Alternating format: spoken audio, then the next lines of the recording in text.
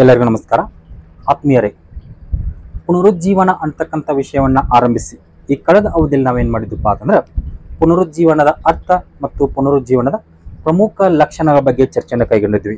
ಸದ್ಯದ ಅವಧಿಯಲ್ಲಿ ಇದೇ ಪುನರುಜ್ಜೀವನ ಅಂತಕ್ಕಂಥ ವಿಷಯವನ್ನ ಮುಂದುವರಿಸಿ ಇವತ್ತಿನ ಅವಧಿಯಲ್ಲಿ ನಾವೇನ್ ಮಾಡೋಣಪ್ಪ ಅಂತಂದ್ರೆ ಪುನರುಜ್ಜೀವನ ಚಳವಳಿಯಲ್ಲಿ ಕಂಡು ಬರ್ತಕ್ಕಂಥ ಪ್ರಮುಖ ಕಾರಣ ಬಗ್ಗೆ ಏನ್ ಮಾಡೋಣಪ್ಪ ಅಂದ್ರೆ ವಿವರ ಸಹಿತವಾದಂತಹ ಚರ್ಚೆಯನ್ನು ಕೈಗೊಳ್ಳೋಣ. ಹೀಗಾಗಿ ಈ ಪುನರುಜ್ಜೀವನದ ಕಾರಣಗಳನ್ನು ನೋಡೋಕ್ಕಿಂತ ಮುಂಚೆ ಮತ್ತೊಮ್ಮೆ ಈ ಪುನರುಜ್ಜೀವನದ ಅರ್ಥದ ಹಿನ್ನೆಲೆಗೆ ಬಂದಾಗ ಸಂಕ್ಷಿಪ್ತವಾಗಿ ಹೇಳುವುದಾದ್ರೆ ಇಂಗ್ಲಿಶಿನ ರಿನೈಜೆನ್ಸ್ ಎಂಬ ಪದ ಬಂದಿದ್ದು ಲ್ಯಾಟಿನ್ ಭಾಷೆಯ ರೆನಾಸರಿ ಎಂಬ ಪದದಿಂದ. ಹೀಗಾಗಿ ರೆನಾಸರಿ ಎಂದರೆ ಪುನರ್ಜನ್ಮ ಅಥವಾ ಪುನರಾವಲೋಕನ ಎಂದರ್ಥ. ಏನು ಪುನರಾವಲೋಕನ ಮಾಡುವುದು ಅಥವಾ ಯಾವುದರಲ್ಲಿ ಪುನರ್ಜನ್ಮ ಆಯ್ತಪ್ಪ ಅಂತಂದ್ರೆ ಇಟಲಿಗೆ ಬಂದಂತಹ ಅನೇಕ ವಿದ್ವಾಂಸರು ಗ್ರೀಕ್ ಮತ್ತು ರೋಮನ್ ಸಾಹಿತ್ಯ ಮತ್ತು ಕಲೆಗಳಲ್ಲಿ ಹೆಚ್ಚಿನ ಆಸಕ್ತಿಯನ್ನ ತಳೆಯುವ ಮುಖೇನ ಪುನರ್ ಅಧ್ಯಯನ ಮಾಡಲಿಕ್ಕೆ ಆರಂಭಿಸ್ತಾರೆ. ಹೀಗಾಗಿ ಈ ಸಂದರ್ಭದಲ್ಲಿ ಮಧ್ಯಯುಗದ ನಂತರ ಯುರೋಪಿನ ಜನತೆಯಲ್ಲಿ ಕಂಡು ಬರ್ತಕ್ಕಂಥ ಒಂದು ಬೌದ್ಧಿಕ ಬೆಳವಣಿಗೆಯನ್ನ ನಾವೇನಂತ ಕರಿತೀವಪ್ಪ ಅಂತಂದ್ರೆ ಪುನರುಜ್ಜೀವನ ಅಂತ ಕರಿತೇವೆ. ಒಟ್ಟಾರೆಯಾಗಿ ಈ ಪುನರುಜ್ಜೀವನದ ಅರ್ಥ ಮತ್ತು ಲಕ್ಷಣಗಳ ಬಗ್ಗೆ ಏನ್ ಮಾಡಿದ್ವಿ ಅಂತಂದ್ರೆ ಈ ಕಳೆದ ಒಂದು ಅವಧಿಯಲ್ಲಿ ವಿವರ ಸಹಿತವಾದಂತಹ ಒಂದು ಮಾಹಿತಿಯನ್ನು ಪಡ್ಕೊಂಡಿದ್ವಿ. ಸದ್ಯ ನೇರವಾಗಿ ಈ ಪುನರುಜ್ಜೀವನ ನಡೆಯಲಿಕ್ಕೆ ಕಂಡು ಬರ್ತಕ್ಕಂಥ ಕಾರಣಗಳನ್ನ ತೆಗೆದುಕೊಂಡಾಗ ಸುಮಾರು 10 ಕಾರಣಗಳು ಕಂಡು ಬರ್ತಾವೆ. ಅದರಲ್ಲಿ 10 ಕಾರಣಕ್ಕಿಂತ ಮುಂಚೆ PU ತರಗತಿ ಆಗಿರ್ಬೋದು, ಪದವಿ ವಿಭಾಗದ ವಿದ್ಯಾರ್ಥಿಗಳಿಗಾಗಿರ್ಬೋದು, ಎಲ್ಲರಿಗೂ ಅನುಕೂಲವಾಗಂತೆ ಮುಖ್ಯವಾಗಿ 6 ಕಾರಣಗಳನ್ನ ಹಾಕಪ್ಪ ಅಂತಂದ್ರೆ ಅತ್ಯಂತ ಪ್ರಮುಖವಾಗಿ ಕಂಡು ಬರ್ತಾವೆ. ಹಾಗಾದ್ರೆ ಈ ಪುನರುಜ್ಜೀವನ ಚಳವಳಿಯಲ್ಲಿ ಕಂಡು ಬರ್ತಕ್ಕಂಥ ಮೊದಲ ಒಂದು ಕಾರಣ ಅಂತ ಬಂದಾಗ ಅದು ಕಾನ್ಸ್ಟಂಟಿನೋಪಲ್ ನಗರದ ಪತನ.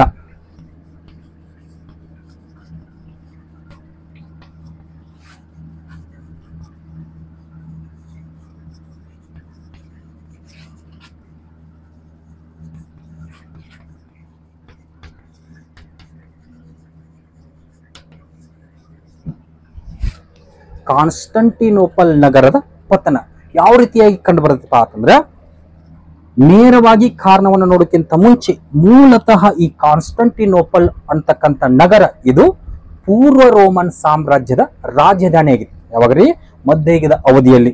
ಸದ್ಯ ಈ ಕಾನ್ಸ್ಟಂಟಿನೋಪಲ್ ಅನ್ನ ಇಸ್ತಾನ್ಬುಲ್ ಅಂತ ಕರೀತಾರೆ. ಇದು ಟರ್ಕಿಯ ರಾಜಧಾನಿ. ಇವತ್ತಿನ ಇಸ್ತಾನ್ಬುಲ್ ಈ ಮುಂಚೆ ಏನಾಗಿತ್ರಿ ಕಾನ್ಸ್ಟಂಟಿನೋಪಲ್ ಅದು ಪೂರ್ವ ರೋಮನ್ ಸಾಮ್ರಾಜ್ಯದ ರಾಜಧಾನಿಯಾಗಿ ಮಾರ್ಪಟ್ಟಿತ್ತು. ಕಾರಣ ಏನಪ್ಪಾ ಅಂದ್ರೆ ಆ ಸಂದರ್ಭದಲ್ಲಿ ಪೂರ್ವ ರೋಮನ್ ಸಾಮ್ರಾಜ್ಯದ ರಾಜಧಾನಿಯಕ್ಕಿಂತ ಮುಂಚೆ 1ನೇ ಕಾನ್ಸ್ಟಂಟೈನ್ ಅಂತಕ್ಕಂಥ ವ್ಯಕ್ತಿ ಏನ್ ಮಾಡಿದ್ರಿ ಬೈಜಾಂಟಿಯನ್ ಅಂತಕ್ಕಂಥ ನಗರಕ್ಕೆ ತನ್ನ ಹೆಸರಿನಲ್ಲಿ ಪುನರ್ ನಾಮಕರಣ ಮಾಡಿದ್ದ. ಏನಂತ ಮಾಡಿದ್ರಿ ಕಾನ್ಸ್ಟಂಟಿನೋಪಲ್ ಅಂತ. ಹೀಗಾಗಿ 1ನೇ ಕಾನ್ಸ್ಟಂಟೈನ್ ನಿಂದಾಗಿ ಅದು ಕಾನ್ಸ್ಟಂಟಿನೋಪಲ್ ನಗರವಾಗಿ ಮಾರ್ಪಟ್ಟಿತ್ತು.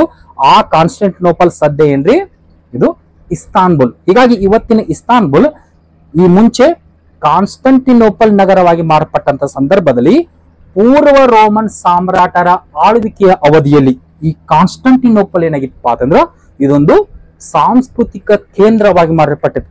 ಕೇವಲ ಸಾಂಸ್ಕೃತಿಕ ಕೇಂದ್ರವಾಗಿ ಅಷ್ಟೇ ಅಲ್ಲದೆ ಇದೊಂದು ಪ್ರಸಿದ್ಧ ಶೈಕ್ಷಣಿಕ ಕೇಂದ್ರವಾಗಿತ್ತು. ಹೀಗೆ ಸಾಂಸ್ಕೃತಿಕ ಮತ್ತು ಶೈಕ್ಷಣಿಕ ಕೇಂದ್ರವಾಗಿರುವುದು ಅಷ್ಟೇ ಅಲ್ಲದೆ ಇದೇ ಕಾನ್ಸ್ಟಂಟಿನೋಪಲ್ ಒಂದು ಪ್ರಸಿದ್ಧ ವ್ಯಾಪಾರ ಮತ್ತು ವಾಣಿಜ್ಯದ ಕೇಂದ್ರವಾಗಿ ಮಾರ್ಪಟ್ಟಿತ್ತು. ಯಾವಾಗ್ರಿ ಪೂರ್ವ ರೋಮನ್ ಸಾಮ್ರಾಜ್ಯದ ಅವಧಿಯಲ್ಲಿ. ಇಷ್ಟೊಂದು ಪ್ರಸಿದ್ಧಿಯನ್ನು ಪಡೆದುಕೊಂಡು ಬೆಳೆದು ಬಂದಂತಹ ಈ ಕಾನ್ಸ್ಟಂಟಿನೋಪಲ್ ನಗರವನ್ನ 1453 ಮೇ 29ರಂದು ಅಟೋಮನ್ ಟರ್ಕರು ಏನ್ ಮಾಡ್ತಾರಪ್ಪ ಅಂದ್ರೆ ವಶಪಡಿಸಿಕೊಳ್ತಾರೆ. ಅಲ್ಲೇನಪ್ಪಾ ಅಂದ್ರೆ ಕೆಲವೊಂದಿಷ್ಟು ಸಂಘರ್ಷಗಳಾಕವ್. ಕಾರಣ ಏನಪ್ಪಾ ಅಂದ್ರೆ ಕಾನ್ಸ್ಟಂಟಿನೋಪಲ್ ಪ್ರದೇಶವನ್ನ ಆಳ್ವಿಕೆ ಮಾಡ್ತಕ್ಕಂಥ ಕೊನೆಯ ಚಕ್ರವರ್ತಿ ಯಾರಪ್ಪ ಅಂದ್ರೆ 11ನೇ ಕಾನ್ಸ್ಟಂಟೈನ್ ಮತ್ತು ಅಟೋಮನ್ ಟರ್ಕರ ನಾಯಕನಾದಂತ 2ನೇ ಮಹಮ್ಮದ್ ಇವನ ಮಧ್ಯೆ ಸಂಘರ್ಷಗಳು ಏರ್ಪಟ್ಟಾಗ 2ನೇ ಮಹಮ್ಮದನ ನೇತೃತ್ವದ ಈ ಒಂದು ಟರ್ಕರ ಸೈನ್ಯ 11ನೇ ಕಾನ್ಸ್ಟಂಟೈನ್ ಅನ್ನ ಸೋಲಿಸಿ ಈ ಕಾನ್ಸ್ಟಂಟಿನೋಪಲ್ ನಗರವನ್ನ ಸುಮಾರು 55 ದಿನಗಳ ಕಾಲ ಮುತ್ತಿಗೆ ಹಾಕಿರ್ತಾರೆ. 55 ದಿನಗಳ ಕಾಲದ ಒಂದು ಮುತ್ತಿಗೆಯ ನಂತರ ಏಪ್ರಿಲ್ 6ರಿಂದ ಮೇ 29ರವರೆಗೆ ಸುಮಾರು 55 ದಿನಗಳ ಕಾಲದ ಒಂದು ಮುತ್ತಿಗೆಯ ನಂತರ ಅಟೋಮನ್ ಟರ್ಕರು ಏನ್ ಮಾಡ್ತಾರಪ್ಪ ಅಂದ್ರೆ ಈ ಕಾನ್ಸ್ಟಂಟಿನೋಪಲ್ ನ ವಶಪಡಿಸಿಕೊಳ್ತಾರೆ. ಕೇವಲ ಕಾನ್ಸ್ಟಂಟಿನೋಪಲ್ ಪ್ರದೇಶವನ್ನು ವಶಪಡಿಸಿಕೊಳ್ಳುವುದು ಅಷ್ಟೇ ಅಲ್ಲದೆ ಅಲ್ಲಿರ್ತಕ್ಕಂಥ ಭೂಮಾರ್ಗವನ್ನ ಮುಚ್ಚಾಕಿ ಬಿಡ್ತಾರೆ. ಯುರೋಪ್ ಮತ್ತು ಏಷ್ಯಾ ರಾಷ್ಟ್ರಗಳು ತಮ್ಮ ಒಂದು ವ್ಯಾಪಾರಿ ಸಂಪರ್ಕವನ್ನ ಈ ಕಾನ್ಸ್ಟಂಟಿನೋಪಲ್ ನಗರದ ಒಂದು ಭೂಮಾರ್ಗದ ಮುಖಾಂತರ ನಡೆಸಿದ್ರು. ಆದ್ರೆ ಈ ಅಟೋಮನ್ ಟರ್ಕರಿಂದಾಗಿ ಆ ಒಂದು ಭೂಮಾರ್ಗ ಮುಚ್ಚೋಗ್ಬಿಡತಿ. ಒಂದ್ ಕಡೆ ವ್ಯಾಪಾರ ಮತ್ತು ವಾಣಿಜ್ಯಕ್ಕೆ ದೊಡ್ಡ ಹೊಡೆತ ಉಂಟಾಕತಿ. ಮತ್ತೊಂದ್ ಕಡೆ ಈ ಕಾನ್ಸ್ಟಂಟಿನೋಪಲ್ ಪ್ರದೇಶವನ್ನ ವಶಪಡಿಸಿಕೊಂಡಂತಹ ಅಟೋಮನ್ ಟರ್ಕರು ಆ ಕಾನ್ಸ್ಟಂಟಿನೋಪಲ್ ನಲ್ಲಿ ಇರ್ತಕ್ಕಂಥ ಅನೇಕ ಪಂಡಿತರಾಗಿರ್ಬೋದು, ವಿದ್ವಾಂಸರಾಗಿರ್ಬೋದು, ಇತರೆ ಕಲಾಕಾರರಾಗಿರ್ಬೋದು, ಇವರೆಲ್ಲರಿಗೂ ಏನ್ ಮಾಡ್ತಾರಪ್ಪ ಅಂದ್ರೆ ಕಿರುಕುಳವನ್ನ ಕೊಡ್ಲಿಕ್ಕೆ ಆರಂಭಿಸ್ತಾರೆ. ಕಾರಣ ಏನಪ್ಪಾ ಅಂದ್ರೆ ಮೂಲತಃ ಅಟೋಮನ್ ಟರ್ಕರು ಕ್ರೂರ ಮತಾಂಧಿಗಳಾಗಿರ್ತಾರೆ. ಕ್ರೂರ ಮತಾಂಧಿಗಳಷ್ಟೇ ಅಲ್ಲದೆ ಅವರು ಧಾರ್ಮಿಕ ಪ್ರವೃತ್ತಿ ಉಳ್ಳವರಾಗಿರ್ತಾರೆ. ಹೀಗೆ ಕ್ರೂರ ಮತಾಂಧಿಗಳು ಮತ್ತು ಧಾರ್ಮಿಕ ಪ್ರವೃತ್ತಿ ಉಳ್ಳವರಾದಂತಹ ಆ ಅಟೋಮನ್ ಟರ್ಕರು ಆ ಕಾನ್ಸ್ಟಂಟಿನೋಪಲ್ ನಲ್ಲಿ ಇರ್ತಕ್ಕಂಥ ಅನೇಕ ವಿದ್ವಾಂಸರು, ಕಲಾಕಾರರು ಮತ್ತು ಅನೇಕ ಪಂಡಿತರಿಗೆ ಕಿರುಕುಳವನ್ನ ಕೊಡ್ಲಿಕ್ಕೆ ಆರಂಭಿಸಿದ್ರಿಂದಾಗಿ ಅವರ ಒಂದು ಕಿರುಕುಳವನ್ನ ತಡೆದುಕೊಳ್ಳಲಾಗದೇ ಇರತಕ್ಕಂತ ಅನೇಕ ಪಂಡಿತರು ಮತ್ತು ವಿದ್ವಾಂಸರು ಏನ್ ಮಾಡ್ತಾರಪ್ಪ ಅಂದ್ರೆ ತಮ್ಮ ಅಮೂಲ್ಯ ಗ್ರಂಥ ಭಂಡಾರಗಳೊಂದಿಗೆ ಕಾನ್ಸ್ಟಂಟಿನೋಪಲ್ ನಗರವನ್ನ ಬಿಟ್ಟು ಬೇರೆ ಕಡೆಗೆ ಓಡಿ ಬರ್ತಾರೆ ಅಥವಾ ಪಲಾಯನಗೊಳ್ತಾರೆ. ಹೀಗೆ ಕಾನ್ಸ್ಟಂಟಿನೋಪಲ್ ನಲ್ಲಿರ್ತಕ್ಕಂಥ ಅಟೋಮನ್ ಟರ್ಕರ ಕಿರುಕುಳವನ್ನ ತಡೆದುಕೊಳ್ಳಲಾಗದೆ ಅಮೂಲ್ಯ ಗ್ರಂಥ ಭಂಡಾರಗಳೊಂದಿಗೆ ಅನೇಕ ವಿದ್ವಾಂಸರು ಮತ್ತು ಪಂಡಿತರು ಏನ್ ಮಾಡ್ತಾರಪ್ಪ ಅಂದ್ರೆ ಇಟಲಿ ಮತ್ತು ಯುರೋಪಿನ ಭೂಭಾಗಗಳಿಗೆ ಬಂದು ನೆಲೆ ನಿಲ್ಲಲಿಕ್ಕೆ ಆರಂಭಿಸ್ತಾರೆ. ಹೀಗೆ ಇಟಲಿ ಮತ್ತು ಯುರೋಪಿನ ಭೂಭಾಗಗಳಿಗೆ ಬಂದಿರತಕ್ಕಂತ ಈ ಅನೇಕ ಪಂಡಿತರು ಮತ್ತು ವಿದ್ವಾಂಸರಿಗೆ ಅಲ್ಲಿರ್ತಕ್ಕಂಥ ಅನೇಕ ರಾಜರಾಗಿರ್ಬೋದು, ಪೋಪರಾಗಿರ್ಬೋದು ಮತ್ತು ಬ್ಯಾಂಕರ್ಸ್ ಗಳಾಗಿರ್ಬೋದು, ಇವರೆಲ್ಲರೂ ಏನ್ ಮಾಡ್ತಾರಪ್ಪ ಅಂದ್ರೆ ಅವರಿಗೆ ಅಲ್ಲಿ ನೆಲೆಸಲಿಕ್ಕೆ ಆಶ್ರಯವನ್ನು ಕೊಡುವುದು ಅಷ್ಟೇ ಅಲ್ಲದೆ ಅನೇಕ ರೀತಿಯ ಒಂದು ಪ್ರೋತ್ಸಾಹವನ್ನು ಕೊಡ್ತಾರೆ. ಹೀಗೆ ಇಟಲಿ ಮತ್ತು ಇತರೆ ಯುರೋಪಿನ ರಾಜರ ಪ್ರೋತ್ಸಾಹವನ್ನ ಪಡೆದುಕೊಂಡಂತಹ ಆ ವಿದ್ವಾಂಸರು ಏನ್ ಮಾಡ್ತಾರಪ್ಪ ಅಂತಂದ್ರೆ ಗ್ರೀಕ್ ಮತ್ತು ಲ್ಯಾಟಿನ್ ಗ್ರಂಥಗಳನ್ನ ಪುನರ್ ಅಧ್ಯಯನ ಮಾಡ್ಲಿಕ್ಕೆ ಆರಂಭಿಸ್ತಾರೆ. ಹೀಗೆ ಆ ಪುನರ್ ಅಧ್ಯಯನದ ಸಂದರ್ಭದಲ್ಲಿ ಅವರಿಂದ ಹಲವಾರು ವಿದ್ಯಾ ಕೇಂದ್ರಗಳ ಸ್ಥಾಪನೆ ಆದವು. ಆ ವಿದ್ಯಾ ಕೇಂದ್ರಗಳ ಜೊತೆಗೇನೆ ಯುರೋಪಿನ ಜನರಲ್ಲಿ ಅವರ ಒಂದು ಜ್ಞಾನದ ಮಟ್ಟ ಹೆಚ್ಚಾಗುವುದರ ಜೊತೆಗೆ ಯುರೋಪಿನ ಜನತೆ ವಿಚಾರಶೀಲರಾಗಿ ಮಾರ್ಪಡ್ತಾರೆ. ಈ ವಿಚಾರಶೀಲರಾಗಿ ಮಾರ್ಪಡ್ತಕ್ಕಂಥ ಒಂದು ಹಿನ್ನೆಲೆಯಲ್ಲಿ ಕಂಡು ಬರ್ತಕ್ಕಂಥ ಒಂದು ಚಳುವಳಿಯನ್ನೇ ನಾವೇನಂತ ಕರಿತೀವಪ್ಪ ಅಂತಂದ್ರೆ ಪುನರುಜ್ಜೀವನ ಚಳುವಳಿ ಅಂತ ಕರಿತೀವಿ. ಹೀಗಾಗಿ ಪುನರುಜ್ಜೀವನ ಚಳುವಳಿ ನಡೀಲಿಕ್ಕೆ ಮೊದಲ ಒಂದು ಕಾರಣ ಏನಪ್ಪಾ ಅಂತಂದ್ರೆ ಕಾನ್ಸ್ಟಂಟಿನೋಪಲ್ ನಗರದ ಪತನ. ಇದು ಬಹಳ ಡೀಪ್ ಆಯ್ತ್ರಿ. ಇದನ್ನೇ ಸಂಕ್ಷಿಪ್ತವಾಗಿ ಹೇಳೋದಪ್ಪ ಅಂದ್ರೆ ಅಟೋಮನ್ ಟರ್ಕರು 1453ರಲ್ಲಿ ಕಾನ್ಸ್ಟಂಟಿನೋಪಲ್ ನಗರವನ್ನ ವಶಪಡಿಸಿಕೊಳ್ತಾರೆ. ಹೀಗಾಗಿ ಅಟೋಮನ್ ಟರ್ಕರ ವಶವಾದಂತಹ ಕಾನ್ಸ್ಟಂಟಿನೋಪಲ್ ಅಲ್ಲಿರ್ತಕ್ಕಂಥವ ವಿದ್ವಾಂಸರು ಮತ್ತು ಪಂಡಿತರಿಗೆ ಈ ಒಂದು ಟರ್ಕರು ಕಿರುಕುಳವನ್ನು ಕೊಡ್ಲಿಕ್ಕೆ ಆರಂಭಿಸ್ತಾರೆ. ಕಾರಣ ಅಟೋಮನ್ ಟರ್ಕರು ಮೂಲತಃ ಧಾರ್ಮಿಕ ಪ್ರವೃತ್ತಿಗಳು ಮತ್ತು ಕ್ರೂರ ಮತಾಂಧಿಗಳಾಗಿರ್ತಾರೆ. ಈ ಹಿನ್ನೆಲೆಯಲ್ಲಿ ಅಲ್ಲಿರ್ತಕ್ಕಂಥ ಪಂಡಿತರು ಮತ್ತು ವಿದ್ವಾಂಸರಿಗೆ ಕಿರುಕುಳವನ್ನ ಕೊಟ್ಟಾಗ ಅವರ ಕಿರುಕುಳವನ್ನ ತಡೆದುಕೊಳ್ಳಲಾಗದೇ ಇರತಕ್ಕಂಥ ಅನೇಕ ವಿದ್ವಾಂಸರು ಮತ್ತು ಪಂಡಿತರು ಏನ್ ಮಾಡ್ತಾರೆ, ಕಾನ್ಸ್ಟಂಟಿನೋಪಲ್ ನಗರವನ್ನು ಬಿಟ್ಟು ಇಟಲಿ ಮತ್ತು ಯುರೋಪಿನ ಇತರೆ ಭಾಗಗಳಿಗೆ ಓಡಿ ಬಂದು ಅಲ್ಲಿ ನೆಲೆ ನಿಲ್ತಾರೆ. ಅಲ್ಲಿ ನೆಲೆ ನಿಂತಹ ಇವರೆಲ್ಲರಿಗೂ ಅನೇಕ ರಾಜರು, ಪೋಪರು ಮತ್ತು ಬ್ಯಾಂಕರ್ಸ್ಗಳು ಏನ್ ಮಾಡ್ತಾರೆ, ಹಲವಾರು ರೀತಿಯಾದಂತಹ ಒಂದು ಪ್ರೋತ್ಸಾಹವನ್ನು ಕೊಡ್ತಾರೆ. ಹೀಗೆ ರಾಜರು ಮತ್ತು ಪೋಪರ ಪ್ರೋತ್ಸಾಹವನ್ನ ಪಡೆದುಕೊಂಡಂತಹ ಈ ವಿದ್ವಾಂಸರು ಮತ್ತು ಪಂಡಿತರು ಏನ್ ಮಾಡ್ತಾರ್ರಿ, ಗ್ರೀಕ್ ಮತ್ತು ಲ್ಯಾಟಿನ್ ಸಾಹಿತ್ಯಗಳನ್ನ ಪುನರ್ ಅಧ್ಯಯನ ಮಾಡ್ಲಿಕ್ಕೆ ಆರಂಭಿಸ್ತಾರೆ. ಆ ಪುನರ್ ಅಧ್ಯಯನದ ಸಂದರ್ಭದಲ್ಲಿ ಅವರ ಜ್ಞಾನ ದಿಗಂತ ಹೆಚ್ಚಾಗುವುದು ಅಷ್ಟೇ ಅಲ್ಲದೆ ಯುರೋಪಿನ ಜನರು ವಿಚಾರಶೀಲರಾಗಿ ಮಾರ್ಪಡ್ತಾರೆ. ವಿಚಾರಶೀಲರಾಗಿ ಮಾರ್ಪಡುವ ಒಂದು ಹಿನ್ನೆಲೆಯಲ್ಲಿ ಕಂಡು ಬರ್ತಕ್ಕಂಥ ಒಂದು ಚಳುವಳಿಯನ್ನೇ ನಾವೇನಂತ ಕರಿತೀವಿ, ಪುನರುಜ್ಜೀವನ ಚಳುವಳಿ ಅಂತ ಕರಿತೀವಿ. ಇದು ಪುನರುಜ್ಜೀವನ ಚಳುವಳಿಲಿಕ್ಕೆ ಮೊದಲ ಕಾರಣ. ಇನ್ನು ಎರಡನೇ ಒಂದು ಮುಖ್ಯ ಕಾರಣ ಏನಪ್ಪಾ ಅಂತಂದ್ರೆ ಶಿಕ್ಷಣದ ಪ್ರಸಾರ, ಅಥವಾ ಇನ್ನು ಕೆಲವೊಂದು ಪುಸ್ತಕಗಳಲ್ಲಿ ಹೊಸ ವಿಶ್ವವಿದ್ಯಾಲಯಗಳ ಸ್ಥಾಪನೆ ಅಂತಾನು ಕೊಡ್ತಾರೆ. ಒಟ್ಟಾಗಿ ಪುನರುಜ್ಜೀವನ ಚಳುವಳಿಲಿಕ್ಕೆ ಎರಡನೇ ಒಂದು ಕಾರಣ ಏನಪ್ಪಾ ಅಂದ್ರೆ ಶಿಕ್ಷಣದ ಪ್ರಸಾರ ಅಥವಾ ಹೊಸ ವಿಶ್ವವಿದ್ಯಾಲಯಗಳ ಸ್ಥಾಪನೆ. ಯಾವ ರೀತಿಪ್ಪ ಅಂತಂದ್ರೆ ಮಧ್ಯಯುಗದ ಅವಧಿಯ ಹೊತ್ತಿಗೆ ಹಲವಾರು ಹೊಸ ವಿಶ್ವವಿದ್ಯಾಲಯಗಳ ಸ್ಥಾಪನೆ ಆಗ. ಉದಾಹರಣೆಗೆ ಇಂಗ್ಲೆಂಡಿನಲ್ಲಿ ಆಕ್ಸ್ಫರ್ಡ್ ಮತ್ತು ಕೇಂಬ್ರಿಡ್ಜ್ ಆಗಿರ್ಬೋದು, ಇಟಲಿಯಲ್ಲಿ ರೋಮ್, ನೇಪಲ್ಸ್ ಮತ್ತು ಬೊಲಾಗ್ನ್ ವಿಶ್ವವಿದ್ಯಾಲಯಗಳಾಗಿರ್ಬೋದು, ಫ್ರಾನ್ಸಿನಲ್ಲಿ ಪ್ಯಾರಿಸ್ ಮತ್ತು ಮಾಂಟ್ ಪೆಲ್ಲಿಯಾರ್ ಅಂತಕ್ಕಂಥ ವಿಶ್ವವಿದ್ಯಾಲಯಗಳಾಗಿರ್ಬೋದು, ಜರ್ಮನಿಯಲ್ಲಿ ವಿಟನ್ಬರ್ಗ್ ಮತ್ತು ಬಾನ್ ವಿಶ್ವವಿದ್ಯಾಲಯ ಆಗಿರ್ಬೋದು, ಸ್ಪೇನಿನಲ್ಲಿ ಸಾಲ್ಮಾಂಕ್ ವಿಶ್ವವಿದ್ಯಾಲಯ ಆಗಿರ್ಬೋದು. ಹೀಗೆ ಈ ಸ್ಥಾಪನೆಗೊಂಡಂತ ಎಲ್ಲ ವಿಶ್ವವಿದ್ಯಾಲಯಗಳು ಏನ್ ಮಾಡ್ತಾವಪ್ಪ ಅಂದ್ರೆ ಮುಕ್ತ ಕಲಿಕೆಗೆ ಅವಕಾಶವನ್ನ ಕೊಡ್ತಾವ. ಮುಕ್ತ ಕಲಿಕೆಗೆ ಅವಕಾಶ ಕೊಡುವುದು ಅಷ್ಟೇ ಅಲ್ಲದೆ ಕೇವಲ ಲ್ಯಾಟಿನ್ ಆಧಾರಿತವಾಗಿ ಶಿಕ್ಷಣವನ್ನ ಪಡೆದುಕೊಳ್ಳುವುದರ ಬದಲಾಗಿ ದೇಶೀಯ ಭಾಷೆಗಳಲ್ಲಿ ತಮ್ಮ ಒಂದು ಶಿಕ್ಷಣವನ್ನ ಬೋಧಿಸಲಿಕ್ಕೆ ಆರಂಭಿಸ್ತಾವ. ಉದಾಹರಣೆಗೆ ಕೇವಲ ಮಧ್ಯಯುಗದ ಅವಧಿಯಲ್ಲಿ ಲ್ಯಾಟಿನ್ ಭಾಷೆಯ ಆಧಾರಿತವಾದಂತಹ ಒಂದು ಶಿಕ್ಷಣ ವ್ಯವಸ್ಥೆ ಇತ್ತು. ಆದರೆ ಯಾವಾಗ ಈ ಒಂದು ಹೊಸ ವಿಶ್ವವಿದ್ಯಾಲಯಗಳ ಸ್ಥಾಪನೆ ಆಕವು, ಆ ವಿಶ್ವವಿದ್ಯಾಲಯಗಳಲ್ಲಿ ಏನ್ ಮಾಡ್ತಾರಪ್ಪ ಅಂತಂದ್ರೆ ಲ್ಯಾಟಿನ್ ಬದಲಾಗಿ ಇಂಗ್ಲಿಷ್ ಆಗಿರ್ಬೋದು, ಫ್ರೆಂಚ್ ಆಗಿರ್ಬೋದು, ಸ್ಪೇನ್ ಆಗಿರ್ಬೋದು, ಇಟಾಲಿಯನ್ ಆಗಿರ್ಬೋದು, ಜರ್ಮನಿ ಆಗಿರ್ಬೋದು, ಹೀಗೆ ಈ ರೀತಿಯ ಒಂದು ದೇಶೀಯ ಭಾಷೆಗಳಲ್ಲಿ ಶಿಕ್ಷಣವನ್ನ ಬೋಧಿಸಲಿಕ್ಕೆ ಆರಂಭಿಸಿದ್ದರಿಂದಾಗಿ ಈ ಒಂದು ವಿಶ್ವವಿದ್ಯಾಲಯಗಳಲ್ಲಿ ಕಂಡುಬರ್ತಕ್ಕಂಥ ದೇಶೀಯ ಭಾಷೆಯ ಶಿಕ್ಷಣದಿಂದಾಗಿ ಮತ್ತು ಮುಕ್ತ ಕಲಿಕೆಗೆ ಸಿಕ್ಕಂತಹ ಒಂದು ಅವಕಾಶದಿಂದಾಗಿ ಯುರೋಪಿನ ಜನತೆಯಲ್ಲಿರ್ತಕ್ಕಂಥ ಒಂದು ಜ್ಞಾನ ದಿಗಂತ ವಿಸ್ತಾರಗೊಳ್ಳಲಿಕ್ಕೆ ಆರಂಭಿಸ್ತದೆ. ಹೀಗೆ ಜ್ಞಾನ ದಿಗಂತ ವಿಸ್ತಾರಗೊಳ್ಳುವುದು ಅಷ್ಟೇ ಅಲ್ಲದೆ ಆ ಒಂದು ವಿಶ್ವವಿದ್ಯಾಲಯಗಳು ಮತ್ತು ಶಿಕ್ಷಣ ಕೇಂದ್ರಗಳಲ್ಲಿ ಕಲಿತಕ್ಕಂಥ ಅನೇಕರುಗಳು ಏನ್ ಮಾಡ್ತಾರಪ್ಪ ಅಂತಂದ್ರೆ ಹೊಸ ವಿಚಾರಗಳನ್ನ ತೆಗೆದುಕೊಂಡು ಹೊಸ ಆಲೋಚನೆಯಲ್ಲಿ ತೊಡಗುತ್ತಾರೆ. ಅಷ್ಟೇ ಅಲ್ಲದೆ ಅವರ ಜ್ಞಾನ ದಿಗಂತ ವಿಸ್ತಾರಗೊಂಡು ಜನರು ತಮ್ಮ ಒಂದು ವಿಚಾರ ದೃಷ್ಟಿಯಲ್ಲಿ ಏನ್ ಮಾಡ್ತಾರಪ್ಪ ಅಂದ್ರೆ ಬದಲಾವಣೆಯನ್ನ ಕಂಡುಕೊಳ್ತಾರೆ. ಹೀಗೆ ಈ ರೀತಿಯಾಗಿರ್ತಕ್ಕಂಥ ಒಂದು ಎಲ್ಲ ಬದಲಾವಣೆಗಳ ಹಿನ್ನೆಲೆಯಲ್ಲಿ ಕಂಡು ಬರ್ತಕ್ಕಂಥ ಒಂದು ಚಳುವಳಿನ ಯಾವಪ್ಪ ಅಂದ್ರೆ ಪುನರುಜ್ಜೀವನ ಚಳುವಳಿ. ಹೀಗಾಗಿ ಪುನರುಜ್ಜೀವನ ಚಳುವಳಿ ನೀಡಲಿಕ್ಕೆ ಎರಡನೇ ಒಂದು ಕಾರಣ ಯಾವಪ್ಪ ಅಂದ್ರೆ ಶಿಕ್ಷಣದ ಪ್ರಸಾರ ಅಥವಾ ವಿಶ್ವವಿದ್ಯಾಲಯಗಳ ಸ್ಥಾಪನೆ. ಸಿಂಪಲ್ ಆಗಿ 3 ಪಾಯಿಂಟ್ಸ್ ನೆನಪಿಟ್ಟುಕೊಂಡ್ರೆ ಸಾಕು. ಯಾವ ರೀತಿ ರೀ? ಆ ಸ್ಥಾಪನೆಗೊಂಡಂತ ವಿಶ್ವವಿದ್ಯಾಲಯಗಳಿಂದಾಗಿ ಏನೈತ್ರಿ, ಮುಕ್ತ ಕಲಿಕೆ ಮತ್ತು ಚಿಂತನೆಗೆ ಅವಕಾಶ ದೊರಕಿತು.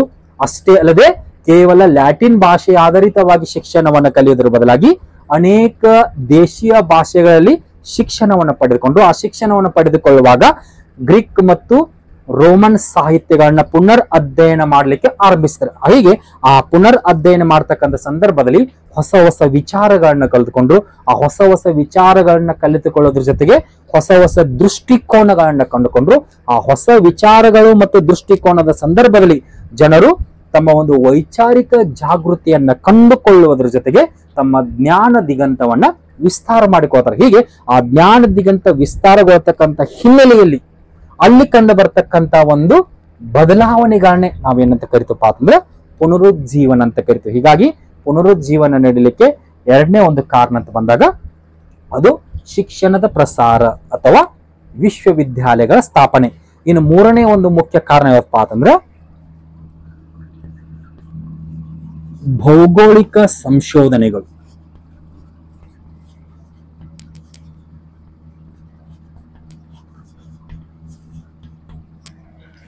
ಪುನರುಜ್ಜೀವನ ಚಳವಳಿಯಲ್ಲಿ ಕಂಡು ಬರ್ತಕ್ಕಂಥ ಮೂರನೇ ಒಂದು ಮುಖ್ಯ ಕಾರಣ ಯಾವಪ್ಪ ಅಂದ್ರೆ ಭೌಗೋಳಿಕ ಸಂಶೋಧನೆಗಳು. ಯಾವ ರೀತಿಪ್ಪ ಅಂತಂದ್ರೆ 1453ರಲ್ಲಿ ಅಟೋಮನ್ ಟರ್ಕರು ಕಾನ್ಸ್ಟಂಟಿನೋಪಲ್ ಪ್ರದೇಶವನ್ನು ವಶಪಡಿಸಿಕೊಂಡಿದ್ದರಿಂದಾಗಿ ಪೂರ್ವ ರಾಷ್ಟ್ರಗಳು ಮತ್ತು ಪಶ್ಚಿಮ ರಾಷ್ಟ್ರಗಳ ಮಧ್ಯೆ ಇರತಕ್ಕಂಥ ವ್ಯಾಪಾರಿ ಸಂಪರ್ಕ ನಿಂತು ಹೋಗ್ಬಿಡುತ್ತೆ. ಆ ಸಂದರ್ಭದಲ್ಲಿ ನಿಂತು ಹೋದಂತ ವ್ಯಾಪಾರಿ ಸಂಪರ್ಕವನ್ನು ಮುಂದುವರಿಸುವ ಸಲುವಾಗಿ ಯುರೋಪಿನ ಅನೇಕ ರಾಷ್ಟ್ರಗಳು ಏನ್ ಮಾಡ್ತಾರಪ್ಪ ಅಂದ್ರೆ ಅಲ್ಲಿರ್ತಕ್ಕಂಥ ರಾಜರು ಮತ್ತು ಪೋಪರ ಸಹಾಯವನ್ನ ಪಡೆದುಕೊಂಡು ತಮ್ಮ ಒಂದು ನೌಕಾಯಾನವನ್ನ ಕೈಗೊಳ್ತಾರೆ. ಹೀಗೆ ಆ ನೌಕಾಯಾನದ ಸಂದರ್ಭದಲ್ಲಿ ಹೊಸ ಭೂ ಪ್ರದೇಶಗಳನ್ನ ಸಂಶೋಧನೆ ಮಾಡ್ತಾರೋ, ಹೊಸ ಜಲಮಾರ್ಗಗಳನ್ನ ಸಂಶೋಧನೆ ಮಾಡ್ತಾರೋ, ಹೊಸ ನಾಡುಗಳನ್ನ ಸಂಶೋಧನೆ ಮಾಡ್ತಾರೆ. ಹೀಗೆ ಈ ಭೌಗೋಳಿಕ ಸಂಶೋಧನೆಯ ಸಂದರ್ಭದಲ್ಲಿ ಕಂಡು ಬರ್ತಕ್ಕಂಥ ಹೊಸ ಅನ್ವೇಷಣೆಗಳಿಂದಾಗಿ ಹೊಸ ಜನರ ಪರಿಚಯವಾಗತಿ. ಹೊಸ ಜನರ ಪರಿಚಯವಾಗುವುದಷ್ಟಲ್ಲದೆ ಹೊಸ ಭಾಷೆ ಆಗಿರ್ಬೋದು, ಹೊಸ ಸಂಸ್ಕೃತಿಗಳಾಗಿರ್ಬೋದು, ಹೊಸ ನಾಡುಗಳಾಗಿರ್ಬೋದು, ಇವೆಲ್ಲವುಗಳು ಪರಿಚಯವಾದಂತೆ ಆ ಯುರೋಪಿನ ಜನರಲ್ಲಿ ಏನಾಕಪ್ಪ ಅಂದ್ರೆ ಹೊಸ ವಿಚಾರಗಳು, ಹೊಸ ಆಲೋಚನೆಗಳು, ಹೊಸ ಆದರ್ಶಗಳು ಕಂಡು ಬರ್ತಾವ. ಹೀಗೆ ಹೊಸ ನಾಡು, ಹೊಸ ಭಾಷೆ, ಹೊಸ ಸಂಸ್ಕೃತಿಗಳ ಪರಿಚಯವಾದಂತೆ ಜನರ ದೃಷ್ಟಿಕೋನದಲ್ಲಿ ಬದಲಾವಣೆಗಳು ಕಂಡು ಬರ್ತಾವ. ಬದಲಾವಣೆಗಳು ಕಂಡು ಬರುವುದು ಅಷ್ಟಲ್ಲದೆ ಅವರ ಜ್ಞಾನ ದಿಗಂತ ಹೆಚ್ಚಾಗಿ ಬೌದ್ಧಿಕ ಮಟ್ಟದಲ್ಲಿ ಏನಾಕಪ್ಪ ಅಂದ್ರೆ ಗಮನಾರ್ಹವಾದಂತ ಒಂದು ಬದಲಾವಣೆಗಳು ಕಂಡು ಬರ್ತಾವ. ಹೀಗಾಗಿ ಜ್ಞಾನ ಎನ್ನುವುದು ವೈಚಾರಿಕತೆಗೆ ನೆರವಾದ್ರೆ ಸಂಪತ್ತು ಎನ್ನುವುದು ಕಲೆ ಸಾಹಿತ್ಯ ಶಿಕ್ಷಣದ ಒಂದು ಪೋಷಣೆಗಳಿಗೆ ಏನಾಯ್ತಪ್ಪ ಅಂದ್ರೆ ನೆರವಾಯಿತು ಅಂತ ಹೇಳ್ಬೋದು. ಒಟ್ಟಾರೆಯಾಗಿ ಪುನರುಜ್ಜೀವನ ಚಳುವಳಿಯಕ್ಕೆ ಮೂರನೇ ಒಂದು ಮುಖ್ಯ ಕಾರಣ ಏನಪ್ಪಾ ಅಂದ್ರೆ ಭೌಗೋಳಿಕ ಸಂಶೋಧನೆಯೂ ಒಂದು ಮುಖ್ಯ ಕಾರಣ ಅಂತ ಹೇಳ್ಬೋದು. ಹೀಗಾಗಿ ಆ ಭೌಗೋಳಿಕ ಸಂಶೋಧನೆ ಸಂದರ್ಭದಲ್ಲಿ ಕಂಡುಬರ್ತಕ್ಕಂಥ ಹೊಸ ಹೊಸ ಭೂ ಮಾರ್ಗಗಳಾಗಿರ್ಬೋದು, ಜಲಮಾರ್ಗಗಳಾಗಿರ್ಬೋದು, ಹೊಸ ನಾಡುಗಳಾಗಿರ್ಬೋದು, ಹೊಸ ಭಾಷೆ ಸಂಸ್ಕೃತಿ, ಹೊಸ ಜನರ ಪರಿಚಯವಾದಂತೆ ಜನರ ಒಂದು ಬೌದ್ಧಿಕ ಮಟ್ಟ ಹೆಚ್ಚಾಗಿ ಅವರ ಜ್ಞಾನದ ಮಟ್ಟ ಏನಾಗತ್ತೆ ಅಂದ್ರೆ ವಿಸ್ತಾರಗೊಳ್ಳುತ್ತೆ ಅಂತ ಹೇಳ್ಬೋದು. ಈ ಹಿನ್ನೆಲೆಯಲ್ಲಿ ಈ ಪುನರುಜ್ಜೀವನ ಚಳವಳಿ ಆರಂಭ ಆಯ್ತು ಅಂತ ಹೇಳ್ಬೋದು. ಇನ್ನು ಇದೇ ಪುನರುಜ್ಜೀವನ ಚಳವಳಿ ನೀಡಲಿಕ್ಕೆ ನಾಲ್ಕನೇ ಒಂದು ಮುಖ್ಯ ಕಾರಣ ಯಾವತ್ತಪ್ಪ ಅಂತಂದ್ರೆ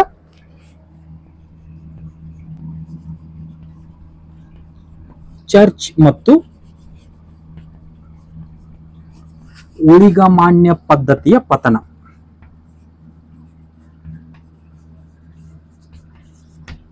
ಕೆಲವೊಂದು ಪುಸ್ತಕದಲ್ಲಿ 2 ಪಾಯಿಂಟ್ಸ್ ಬರ್ತಾವ. ನಾವು 2 ಪಾಯಿಂಟ್ಸ್ ಕೂಡ್ಕೊಂಡು ಏನ್ ಮಾಡೇನ್ರಿ ಒಂದೇ ಪಾಯಿಂಟ್ಸ್ ಮಾಡೇನ್ರಿ. ಹೀಗಾಗಿ ಕೆಲವೊಂದು ಪುಸ್ತಕದಲ್ಲಿ ಚರ್ಚಿನ ಪತನ ಅಷ್ಟೇ ಕೊಡ್ತಾರು, ಇನ್ನು ಕೆಲವೊಂದು ಪುಸ್ತಕದಲ್ಲಿ ಊಳಿಗಮಾನ್ಯ ಪದ್ಧತಿಯ ಪತನ ಅಂತ ಕೊಡ್ತಾರೆ. ನಾನು ಎರಡನ್ನ ಏಕಕಾಲಕ್ಕೆ ಚರ್ಚ್ ಮತ್ತು ಊಳಿಗಮಾನ್ಯ ಪದ್ಧತಿಯ ಪತನವೂ ಸಹ ಈ ಪುನರುಜ್ಜೀವನ ಚಳವಳಿ ನೀಡಲಿಕ್ಕೆ ಒಂದು ಮುಖ್ಯ ಕಾರಣ ಅಂತ ಹೇಳ್ಬೋದು. ಯಾವ ರೀತಿಪ್ಪ ಅಂತಂದ್ರೆ ಆರಂಭಿಕವಾಗಿ ಮಧ್ಯಯುಗದಲ್ಲಿ ಕಂಡು ಬರ್ತಕ್ಕಂಥ ಈ ಕ್ಯಾಥೋಲಿಕ್ ಚರ್ಚ್ ಎನ್ನುವುದು ಇದು ಯುರೋಪಿನ ಜನರನ್ನ ಏನ್ ಮಾಡಿತ್ತಪ್ಪ ಅಂತಂದ್ರ ಅಂಧ ಆಚರಣೆಯಲ್ಲಿ ತೊಡಗುವಂತೆ ಮಾಡಿತ್ತು. ಕಾರಣ ಏನಪ್ಪಾ ಅಂತಂದ್ರೆ ಅಲ್ಲಿ ಕೇವಲ ಧರ್ಮಾಧಾರಿತವಾದಂತ ಒಂದು ಶಿಕ್ಷಣ ವ್ಯವಸ್ಥೆ ಇತ್ತು. ಧರ್ಮಾಧಾರಿತ ಶಿಕ್ಷಣ ವ್ಯವಸ್ಥೆ ಅಷ್ಟೇ ಅಲ್ಲದೆ ಆ ಸಂದರ್ಭದಲ್ಲಿ ಚರ್ಚಿನ ಆದೇಶವೇ ಏನಾಗಿತ್ತಪ್ಪ ಅಂದ್ರೆ ಅಂತಿಮವಾಗಿತ್ತು. ಹೀಗಾಗಿ ಚರ್ಚಿನ ಆದೇಶವನ್ನ ಪ್ರಶ್ನೆ ಮಾಡ್ತಕ್ಕಂಥ ಹಕ್ಕಿರ್ಲಿಲ್ಲ. ಹೀಗಾಗಿ ಚರ್ಚ್ ಹೇಳಿದ್ದು ನಿಜವಿರಲಿ ಅಥವಾ ಸುಳ್ಳಿರಲಿ ಅದನ್ನ ನೇರವಾಗಿ ಯುರೋಪಿನ ಜನತೆ ಒಪ್ಪಿಕೊಳ್ಳಬೇಕಾಯ್ತು. ಹೀಗಾಗಿ ಆ ಮಧ್ಯದಲ್ಲಿ ಕಂಡು ಬರ್ತಕ್ಕಂಥ ಚರ್ಚಿನ ಆಳ್ವಿಕೆಯಿಂದಾಗಿ ಯುರೋಪಿನ ಜನರು ಒಂದ್ ರೀತಿ ಅಂಧ ಶ್ರದ್ಧೆಯಲ್ಲಿ ಮುಳುಗಿದ್ರು ಅಂತ ಹೇಳ್ಬೋದು. ಹೀಗಾಗಿ ಅಂಧ ಶ್ರದ್ಧೆಯಲ್ಲಿ ಮುಳುಗುದು ಅಷ್ಟೇ ಅಲ್ಲದೆ ಅವರ ಒಂದು ಬೌದ್ಧಿಕ ಕಲಿಕೆಗೆ ಚರ್ಚ್ ಏನ್ ಮಾಡಿತ್ತಪ್ಪ ಅಂತಂದ್ರ ಒಂದ್ ರೀತಿ ಕಡಿವಾಣ ಹಾಕಿಬಿಟ್ಟಿತ್ತು.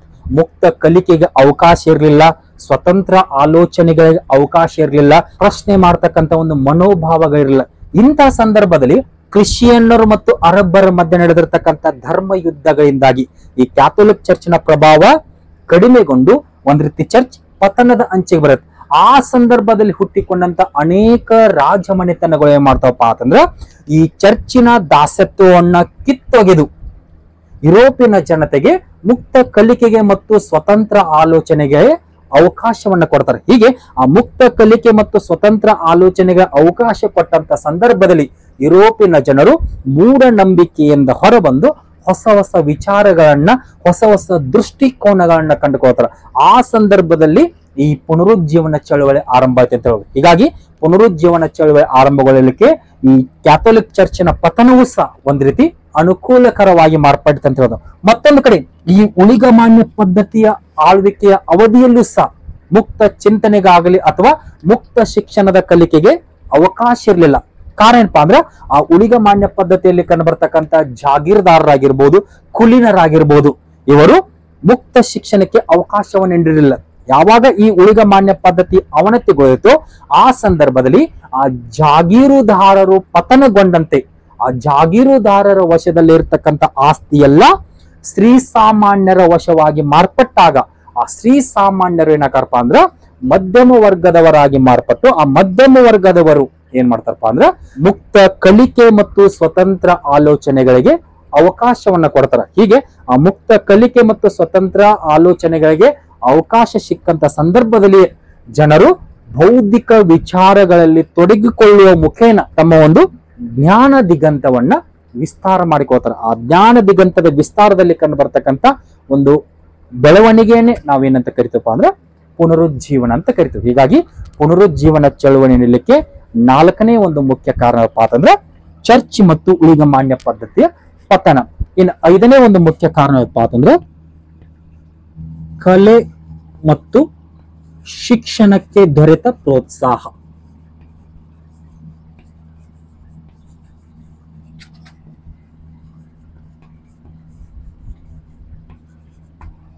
ಪುನರುಜ್ಜೀವನ ಚಳವಳಿ ನಡೆಯಲಿಕ್ಕೆ ಮತ್ತೊಂದು ಮುಖ್ಯ ಕಾರಣಪ್ಪ ಅಂದ್ರೆ ಕಲೆ ಮತ್ತು ಶಿಕ್ಷಣಕ್ಕೆ ದೊರೆತ ಪ್ರೋತ್ಸಾಹ. ಕೆಲವೊಂದು ಪುಸ್ತಕದಲ್ಲಿ ಕಲೆ ಮತ್ತು ಶಿಕ್ಷಣಕ್ಕೆ ನೀಡಿದ ಪ್ರೋತ್ಸಾಹ ಅಂತ ಕೊಡ್ತಾರೋ, ಸಿಕ್ಕ ಪ್ರೋತ್ಸಾಹ ಅಂತ ಕೊಡ್ತಾರೋ. ಒಟ್ಟಾರೆ ಏನೇ ಇರಲಿ ಕಲೆ ಮತ್ತು ಶಿಕ್ಷಣಕ್ಕೆ ದೊರೆತ ಪ್ರೋತ್ಸಾಹ ಯಾವ ರೀತಿಪ್ಪ ಅಂತಂದ್ರೆ ಕಾನ್ಸ್ಟಂಟಿನೋಪಲ್ ಪ್ರದೇಶವನ್ನು ಆಟೋಮನ್ ಟರ್ಕರು ವಶಪಡಿಸಿಕೊಂಡ ನಂತರ ಅಲ್ಲಿರ್ತಕ್ಕಂಥ ಅನೇಕ ವಿದ್ವಾಂಸರು ಮತ್ತು ಪಂಡಿತರು ಏನ್ ಮಾಡ್ತಾರ್ರಿ, ಇಟಲಿ ಮತ್ತು ಯುರೋಪಿನ ಭೂಭಾಗಗಳಿಗೆ ಒಂದ್ ರೀತಿ ಪಲಾಯನಗೊಂಡು ಬರ್ತಾರೆ, ಅಥವಾ ಒಂದ್ ರೀತಿ ವಲಸೆ ಬಂದ್ರ ಅಂತ ಹೇಳ್ಬೋದು, ಅಥವಾ ಒಂದ್ ರೀತಿ ಓಡಿ ಬಂದ್ರ ಅಂತ ಹೇಳ್ಬೋದು. ಹೀಗೆ ಆಟೋಮನ್ ಟರ್ಕರ ಕಿರುಕುಳವನ್ನ ತಡೆದುಕೊಳ್ಳಲಾಗದೆ ಇಟಲಿ ಮತ್ತು ಯುರೋಪಿನ ಭೂಭಾಗಗಳಿಗೆ ಬಂದಂತಹ ಈ ಅನೇಕ ಪಂಡಿತರು ಮತ್ತು ವಿದ್ವಾಂಸರಿಗೆ ಇಟಲಿ ಆಗಿರ್ಬೋದು, ಸ್ಪೇನ್ ಆಗಿರ್ಬೋದು, ಜರ್ಮನಿ ಆಗಿರ್ಬೋದು, ಫ್ರಾನ್ಸ್ ಆಗಿರ್ಬೋದು, ಆಸ್ಟ್ರಿಯಾ ಆಗಿರ್ಬೋದು, ಹೀಗೆ ಈ ಅನೇಕ ರಾಷ್ಟ್ರಗಳ ರಾಜರು ಏನ್ ಮಾಡ್ತಾರಪ್ಪ ಅಂತಂದ್ರೆ ಆಶ್ರಯವನ್ನ ಕೊಡ್ತಾರೆ. ಆಶ್ರಯವನ್ನ ಕೊಡುವುದು ಅಷ್ಟೇ ಅಲ್ಲದೆ ಮುಖ್ಯವಾಗಿ ಇಟಲಿಯಲ್ಲಿ ಕಂಡು ಬರ್ತಕ್ಕಂಥ ಅನೇಕ ರಾಜರಾಗಿರ್ಬೋದು, ಪೋಪರುಗಳಾಗಿರ್ಬೋದು, ಬ್ಯಾಂಕರ್ಸ್ಗಳಾಗಿರ್ಬೋದು, ಇವರೆಲ್ಲರೂ ಏನ್ ಮಾಡ್ತಾರಪ್ಪ ಅಂತಂದ್ರ ಶಿಕ್ಷಣ ಮತ್ತು ಸಾಹಿತ್ಯಕ್ಕೆ ಹೆಚ್ಚಿನ ಪ್ರೋತ್ಸಾಹವನ್ನು ಕೊಡ್ತಾರೆ. ಹೀಗೆ ಈ ಪ್ರೋತ್ಸಾಹ ಸಂದರ್ಭದಲ್ಲಿ ಅನೇಕ ವಿದ್ಯಾ ಕೇಂದ್ರಗಳನ್ನ ಸ್ಥಾಪನೆ ಮಾಡ್ತಾರೆ. ವಿದ್ಯಾ ಕೇಂದ್ರಗಳನ್ನ ಸ್ಥಾಪನೆ ಮಾಡುವುದು ಅಷ್ಟೇ ಅಲ್ಲದೆ ವಿಶ್ವವಿದ್ಯಾಲಯಗಳ ಸ್ಥಾಪನೆಗಾಗಿ ಉದಾರವಾದಂತ ದಾನವನ್ನ ಕೊಡ್ತಾರೋ, ಅನೇಕ ಪಂಡಿತರಿಗೆ ಆಶ್ರಯವನ್ನ ಕೊಡ್ತಾರೋ. ಅಷ್ಟೇ ಅಲ್ಲದೆ ಶಾಸ್ತ್ರೀಯ ಕಲಿಕೆಗೆ ಅವಕಾಶವನ್ನು ಕೊಡ್ತಾರೆ. ಶಾಸ್ತ್ರೀಯ ಕಲಿಕೆ ಅಂದ್ರೆ ಏನ್ರಿ, ದೇಶೀಯ ಭಾಷೆಗಳಲ್ಲಿ ಶಿಕ್ಷಣವನ್ನು ಕಲಿಯಲಿಕ್ಕೆ ಅವಕಾಶವನ್ನು ಕೊಡ್ತಾರೆ. ಹೀಗೆ ಮಧ್ಯಯುಗದ ನಂತರ ಆಧುನಿಕ ಅವಧಿಯ ಆರಂಭದಲ್ಲಿ ದೊರೆತಂತಹ ರಾಜರು, ಪೋಪರು, ಬ್ಯಾಂಕರ್ಸ್ಗಳ ಒಂದು ಪ್ರೋತ್ಸಾಹದಿಂದಾಗಿ ಶಿಕ್ಷಣ, ಸಾಹಿತ್ಯ, ಕಲೆ, ವಿಜ್ಞಾನ ಹೀಗೆ ಇನ್ನಿತರ ಅನೇಕ ಕ್ಷೇತ್ರಗಳೇನಾಗತ್ತಪ್ಪ ಅಂದ್ರೆ ಬಹಳಷ್ಟು ಬೆಳವಣಿಗೆಗಳು ಕಂಡು ಬರ್ಲಿಕ್ಕೆ ಆರಂಭಿಸ್ತಾವ. ಹೀಗೆ ಆ ಬೆಳವಣಿಗೆಯ ಸಂದರ್ಭದಲ್ಲಿ ಯುರೋಪಿನ ಜನತೆ ಮುಕ್ತವಾಗಿ ಮತ್ತು ಸ್ವತಂತ್ರವಾಗಿ ಆಲೋಚಿಸಲಿಕ್ಕೆ ಆರಂಭಿಸಿದರು. ಆ ಆಲೋಚನೆ ಮಾಡ್ತಕ್ಕಂಥ ಸಂದರ್ಭದಲ್ಲಿ ಹೊಸ ಹೊಸ ವಿಚಾರಗಳನ್ನ ಕಲಿತುಕೊಂಡು ಜಾಗೃತರಾಗಿ ಮಾರ್ಪಡ್ತಾರು. ಅಷ್ಟೇ ಅಲ್ಲದೆ ಮೂಢನಂಬಿಕೆಗಳಿಂದ ಹೊರಬರ್ತಾರು. ಜೊತೆಗೆ ಅವರ ಒಂದು ಬೌದ್ಧಿಕ ಮಟ್ಟದಲ್ಲಿ ಸುಧಾರಣೆಯನ್ನು ಕೈಗೊಳ್ತಾರೆ. ಹೀಗೆ ಇಷ್ಟೆಲ್ಲಾ ಪ್ರಗತಿಗಳು ಕಂಡು ಬರ್ತಕ್ಕಂಥ ಒಂದು ಹಿನ್ನೆಲೆಯಲ್ಲಿ ನಡೆದ ಚಳುವಳಿಯನ್ನೇ ನಾವೇನಂತ ಕರಿತಪ್ಪ ಅಂದ್ರೆ ಪುನರುಜ್ಜೀವನ ಚಳವಳಿ ಅಂತ ಕರಿತೀವಿ. ಹೀಗಾಗಿ ಪುನರುಜ್ಜೀವನ ಚಳವಳಿ ನೀಡಲಿಕ್ಕೆ ಒಂದು ಮುಖ್ಯ ಕಾರಣವಪ್ಪ ಅಂತಂದ್ರೆ ಕಲೆ ಮತ್ತು ಶಿಕ್ಷಣಕ್ಕೆ ದೊರೆತಂತಹ ಪ್ರೋತ್ಸಾಹ. ಯಾರಿಂದ ಪ್ರೋತ್ಸಾಹ ದೊರೆತ್ರಿ? ಅನೇಕ ರಾಜರಾಗಿರ್ಬೋದು, ಪೋಪರಾಗಿರ್ಬೋದು, ಬ್ಯಾಂಕರ್ಸ್ಗಳಾಗಿರ್ಬೋದು.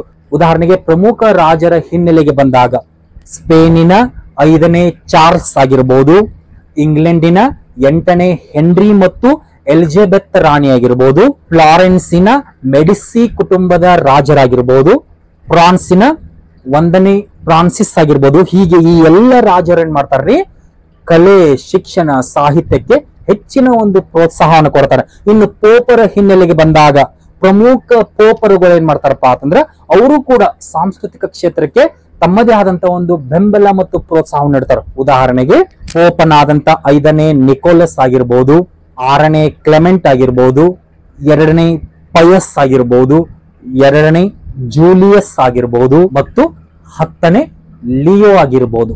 ಹೀಗೆ ಈ ಎಲ್ಲ ಪೋಪರುಗಳು ಕೂಡ ಏನ್ ಮಾಡ್ತಾರ್ರಿ, ಈ ಒಂದು ಸಾಂಸ್ಕೃತಿಕ ಕ್ಷೇತ್ರಗಳಿಗೆ ಮತ್ತು ಈ ಅನೇಕ ಪಂಡಿತರು ಮತ್ತು ವಿದ್ವಾಂಸರಿಗೆ ಆಶ್ರಯ ನೀಡುವುದರ ಜೊತೆಗೆ ಅವರು ಒಂದು ಪ್ರೋತ್ಸಾಹವನ್ನು ಕೊಡ್ತಾರೆ.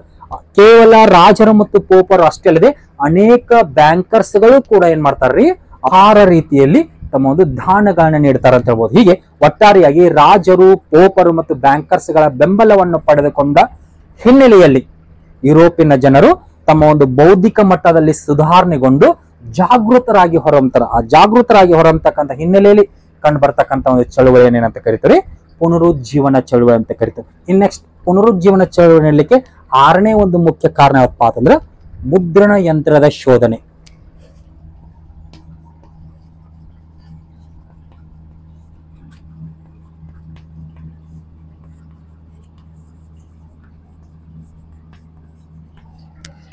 ಈ ಪುನರುಜ್ಜೀವನ ಚಳವಳಿ ನೀಡಲಿಕ್ಕೆ ಈ 5 ಕಾರಣಗಳಿಗಿಂತ ಅತ್ಯಂತ ಮುಖ್ಯ ಕಾರಣ ಏನಪ್ಪಾ ಅಂದ್ರೆ ಈ ಮುದ್ರಣ ಯಂತ್ರದ ಶೋಧನೆ. ಅದು ಯಾವ ರೀತಿಪ್ಪ ಅಂತಂದ್ರೆ ಈ ಮುಂಚೆ ಅಂದ್ರೆ ಮುದ್ರಣ ಯಂತ್ರ ಶೋಧನೆ ಯಾವಕ್ಕಿಂತ ಮುಂಚೆ ಶಿಕ್ಷಣ ಅಥವಾ ಕಲಿಕೆ ಎನ್ನುವುದು ಅಥವಾ ಇನ್ನೊಂದು ಮಾತಿನಲ್ಲಿ ವಿದ್ಯಾರ್ಜನೆ ಎನ್ನುವುದು ಅದು ಕೇವಲ ಶ್ರೀಮಂತರ ಸ್ವತ್ತಾಗಿತ್ತು. ಕಾರಣ ಏನಪ್ಪಾ ಅಂತಂದ್ರ ಮಧ್ಯಯುಗದ ಅಂತ್ಯದಲ್ಲಾಗಿರ್ಬೋದು, ಆಧುನಿಕದ ಆರಂಭದ ಹೊತ್ತಿಗಾಗಿರ್ಬೋದು, ಅಲ್ಲಿ ಹಸ್ತಪ್ರತಿಗಳಾಗಿರ್ಬೋದು, ವೃತ್ತ ಪತ್ರಿಕೆಗಳಾಗಿರ್ಬೋದು, ಹಲವಾರು ಗ್ರಂಥಗಳಾಗಿರ್ಬೋದು, ಇವುಗಳನ್ನ ಖರೀದಿ ಮಾಡ್ಬೇಕಂದ್ರ ಅಥವಾ ಕೊಂಡುಕೊಳ್ಳಬೇಕಂದ್ರೆ ಅವು ಎಲ್ಲವೂ ಏನಾಗಿದ್ದಪ್ಪ ಅಂದ್ರೆ ದುಬಾರಿ ಬೆಲೆಯಲ್ಲಿದ್ದು.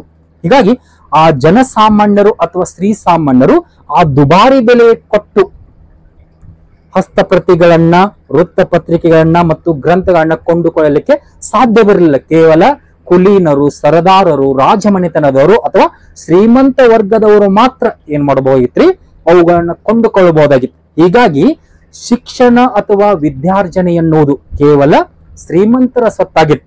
ಆದ್ರ ಯಾವಾಗ ಮುದ್ರಣ ಯಂತ್ರದ ಒಂದು ಶೋಧನೆ ಆಗತ್ತೆ, ಉದಾಹರಣೆಗೆ 1455ರಲ್ಲಿ ಜರ್ಮನಿಯಲ್ಲಿ ಜಾನ್ ಗುಟನ್ಬರ್ಗ್ ಅಂತಕ್ಕಂಥ ವ್ಯಕ್ತಿ, ಜಾನ್ ಗುಟನ್ಬರ್ಗ್, ಈತ ಜರ್ಮನಿಯಲ್ಲಿ ಮುದ್ರಣ ಯಂತ್ರವನ್ನು ಶೋಧನೆ ಮಾಡ್ತಾನೋ. ಅದೇ ರೀತಿ ಇಂಗ್ಲೆಂಡಿನಲ್ಲಿ ಕಾಕ್ಸ್ಟನ್ 1477ರಲ್ಲಿ. ಹೀಗೆ ಜರ್ಮನಿಯಲ್ಲಿ ಜಾನ್ ಗುಟನ್ಬರ್ಗ್ ಮತ್ತು ಇಂಗ್ಲೆಂಡಿನಲ್ಲಿ ಕಾಕ್ಸ್ಟನ್ ಇವರಿಬ್ಬರು ಏನ್ ಮಾಡ್ತಾರಪ್ಪ ಅಂತಂದ್ರೆ ಮುದ್ರಣ ಯಂತ್ರವನ್ನು ಶೋಧನೆ ಮಾಡ್ತಾರೆ. ಹೀಗಾಗಿ ಈ ಜಾನ್ ಗುಟನ್ಬರ್ಗ್ ಮತ್ತು ಕಾಕ್ಸ್ಟನ್ನರ ಪ್ರಯತ್ನದಿಂದಾಗಿ ಈ ಒಂದು ಮುದ್ರಣ ಯಂತ್ರದ ಶೋಧನೆ ಆಗತಿ. ಆ ಮುದ್ರಣ ಯಂತ್ರದ ಶೋಧನೆ ಅತ್ಯಂತ ತ್ವರಿತಗತಿಯಲ್ಲಿ ಜ್ಞಾನವನ್ನ ಪ್ರಸಾರಗೊಳಿಸ್ತಂತ ಹೇಳ್ಬೋದು. ಕಾರಣ ಏನಪ್ಪಾ ಅಂತಂದ್ರೆ ಈ ಒಂದು ಮುದ್ರಣ ಯಂತ್ರಗಳ ಸಂಶೋಧನೆಗಳಿಂದಾಗಿ ಈ ಹಿಂದೆ ರಚನೆಗೊಂಡಂತ ಅನೇಕ ಹಸ್ತಪ್ರತಿಗಳಾಗಿರ್ಬೋದು, ವೃತ್ತಪತ್ರಿಕೆಗಳಾಗಿರ್ಬೋದು, ಅನೇಕ ಗ್ರಂಥಗಳಾಗಿರ್ಬೋದು, ಇವೆಲ್ಲವೂ ಅತಿ ಕಡಿಮೆ ದರದಲ್ಲಿ ಹಾಗೂ ಅತಿ ಬೇಗನೆ ಮುದ್ರಣಗೊಳ್ಳಲಿಕ್ಕೆ ಆರಂಭಿಸ್ತಾವ್. ಹೀಗೆ ಆ ಮುದ್ರಣ ಯಂತ್ರದಲ್ಲಿ ಈ ಹಿಂದೆ ರಚನೆಗೊಂಡಂತ ಗ್ರೀಕ್ ಮತ್ತು ರೋಮನ್ ಸಾಹಿತ್ಯಗಳಾಗಿರ್ಬೋದು, ಅನೇಕ ಗ್ರಂಥಗಳಾಗಿರ್ಬೋದು, ಹಸ್ತಪ್ರತಿಗಳು ಇವೆಲ್ಲವೂ ಮರು ಮುದ್ರಣಗೊಳ್ಳಲಿಕ್ಕೆ ಆರಂಭಿಸಿದ್ದರಿಂದಾಗಿ ಕೇವಲ ಶ್ರೀಮಂತರ ಸ್ವತ್ತಾಗಿ ಮಾರ್ಪಟ್ಟಂತಹ ಜ್ಞಾನಾರ್ಜನೆ ಈ ಸಂದರ್ಭದಲ್ಲಿ ಅಂದ್ರೆ ಮುದ್ರಣ ಯಂತ್ರದ ಸಂಶೋಧನೆಯಿಂದಾಗಿ ಅತಿ ಕಡಿಮೆ ಬೆಲೆ ಕೊಟ್ಟು ಅನೇಕ ಗ್ರಂಥಗಳನ್ನ, ಹಸ್ತಪ್ರತಿಗಳನ್ನ ಶ್ರೀ ಸಾಮಾನ್ಯರು ಕೂಡ ಏನಾಯ್ತಪ್ಪ ಅಂತಂದ್ರೆ ಓದಬಹುದಾದಂತಹ ಒಂದು ಪರಿಸ್ಥಿತಿ ನಿರ್ಮಾಣ ಆಯ್ತು. ಹೀಗಾಗಿ ಈ ಸಂದರ್ಭದಲ್ಲಿ ಮುದ್ರಣ ಯಂತ್ರದ ಸಂಶೋಧನೆಯಿಂದಾಗಿ ಕೇವಲ ಶ್ರೀಮಂತರ ಸ್ವತ್ತಾಗಿರ್ತಕ್ಕಂಥ ಶಿಕ್ಷಣ ಶ್ರೀ ಸಾಮಾನ್ಯರಿಗೂ ದೊರಕುವಂತಾಯಿತು. ಜೊತೆಗೆ ಯುರೋಪಿನ ಜನರಲ್ಲಿ ವಿಚಾರ ಕ್ರಾಂತಿ ಮತ್ತು ಶಿಕ್ಷಣ ಕ್ರಾಂತಿ ಆರಂಭವಾಗಲಿಕ್ಕೆ ಕಾರಣವಾಯಿತು ಅಂತ ಹೇಳ್ಬೋದು. ಜೊತೆಗೆ ಈ ಮುದ್ರಣ ಯಂತ್ರದ ಸಂಶೋಧನೆಯಿಂದಾಗಿ ಹಲವಾರು ಗ್ರಂಥಗಳು ಮರು ಮುದ್ರಣಗೊಂಡಿದ್ದರಿಂದಾಗಿ ಯುರೋಪಿನ ಜನತೆ ಅವುಗಳನ್ನ ಓದಲಿಕ್ಕೆ ಆರಂಭಿಸಿದ್ದರಿಂದಾಗಿ ಹೊಸ ವಿಚಾರಗಳನ್ನ, ಹೊಸ ಹೊಸ ಆಲೋಚನೆಗಳನ್ನ, ಹೊಸ ಹೊಸ ಚಿಂತನೆಯನ್ನ ಕಂಡುಕೊಳ್ಳಲಿಕ್ಕೆ ಆರಂಭಿಸ್ತಾರೆ. ಅಷ್ಟೇ ಅಲ್ಲದೆ ಕೇವಲ ಲ್ಯಾಟಿನ್ ಭಾಷೆ ಆಧಾರಿತವಾದಂತಹ ಒಂದು ಗ್ರಂಥಗಳು ಈ ದೇಶೀಯ ಶಿಕ್ಷಣ ಆರಂಭವಾಗಿದ್ದರಿಂದಾಗಿ ಅಥವಾ ಶಾಸ್ತ್ರೀಯ ಕಲಿಕೆ ಆರಂಭವಾಗಿದ್ದರಿಂದಾಗಿ ನಮಗೆ ಬೇಕಾಗಿರ್ತಕ್ಕಂಥ ಅನೇಕ ಗ್ರಂಥಗಳು ಇಂಗ್ಲಿಷ್, ಸ್ಪ್ಯಾನಿಷ್, ಜರ್ಮನಿ, ಇಟಾಲಿಯನ್ ಹೀಗೆ ಅನೇಕ ಭಾಷೆಗಳಲ್ಲಿ ಭಾಷಾಂತರಗೊಂಡು ಅವುಗಳು ಕೂಡ ಏನಕ್ಕಪ್ಪ ಅಂದ್ರೆ ಮರು ಮುದ್ರಣಗೊಳ್ಳಲಿಕ್ಕೆ ಆರಂಭಿಸ್ತವೆ. ಒಟ್ಟಾರೆಯಾಗಿ ಮುದ್ರಣ ಯಂತ್ರದ ಸಂಶೋಧನೆಯಿಂದಾಗಿ ಯುರೋಪಿನ ಜನರಲ್ಲಿ ಜ್ಞಾನ ವೃದ್ಧಿಯಾಗುವುದರ ಜೊತೆಗೆ ವಿಚಾರ ವಿನಿಮಯವನ್ನ ಕಂಡುಕೊಂಡ್ರೆ ಅಂತ ಹೇಳ್ಬೋದು. ಕೇವಲ ವಿಚಾರ ವಿನಿಮಯ ಅಷ್ಟೇ ಅಲ್ಲದೆ ಅವರ ಒಂದು ಬೌದ್ಧಿಕ ಮಟ್ಟದಲ್ಲಿ ಸುಧಾರಣೆ ಕಂಡು ಬಂದು ಅವರೂ ಕೂಡ ಜಾಗೃತರಾಗಿ ಹೊರಹೊಮ್ಮಿದ್ರು ಅಂತ ಹೇಳ್ಬೋದು. ಅದರ ಜೊತೆಗೆ ಈ ಮುದ್ರಣ ಯಂತ್ರದಲ್ಲಿ ಕಂಡು ಬರ್ತಕ್ಕಂಥ ಈ ಪೇಪರ್ ಬಳಕೆ ನಾಗರಿಕತೆಯನ್ನ ಮತ್ತಷ್ಟು ಶ್ರೀಮಂತಗೊಳಿಸ್ತಂತ ಹೇಳ್ಬೋದು. ಹೀಗೆ ಇಷ್ಟೆಲ್ಲಾ ಒಂದು ಮಹತ್ತರ ಬದಲಾವಣೆಗಳು ಯಾವುದರಿಂದ ಆದಪ್ಪ ಅಂದ್ರೆ ಈ ಮುದ್ರಣ ಯಂತ್ರದ ಶೋಧನೆಯಿಂದ ಅದು. ಇದಕ್ಕೆ ಬೆಸ್ಟ್ ಎಕ್ಸಾಂಪಲ್ ಏನಪ್ಪಾ ಅಂತಂದ್ರ ಡೆಸಿಡೇರಿಯಸ್ ಎರಾಸ್ಮಸ್. ಕೇವಲ ಎರಾಸ್ಮಸ್ ಅಷ್ಟೇ ಕೊಡ್ತಾರ್ರಿ. ಅವನ ಪೂರ್ತಿ ಹೆಸರು ಡೆಸಿಡೇರಿಯಸ್ ಎರಾಸ್ಮಸ್.